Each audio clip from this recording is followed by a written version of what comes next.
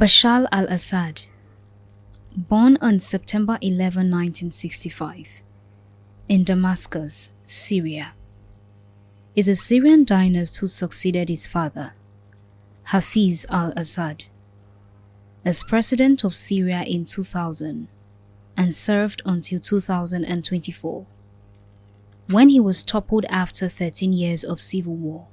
His fall came in spite of early hopes that his presidency would usher in an era of democratic reform and economic revival. Assad largely continued his father's authoritarian methods, and his attempt to repress the uprising against his rule included brutal tactics, most infamously the use of chemical weapons. This documentary shall explore his early days, down to his years in power, family legacy, and sudden fall. Bashar al-Assad was the third child of Hafez al-Assad, a Syrian military officer and member of the Ba'ath Party, who in 1971 ascended to the presidency via a coup.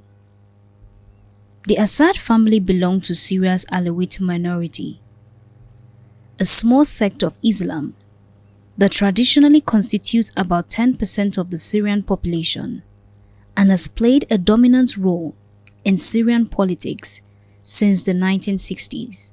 Bashar received his early education in Damascus and studied medicine at the University of Damascus, graduating as an ophthalmologist in 1988. He then served as an army doctor at the Damascus Military Hospital, and in 1992 moved to London to continue his studies. In 1994, his older brother, Basil, who had been designated his father's heir apparent, was killed in an automobile accident. Bashar, despite his lack of military and political experience, was called back to Syria, where he was groomed to take his brother's place.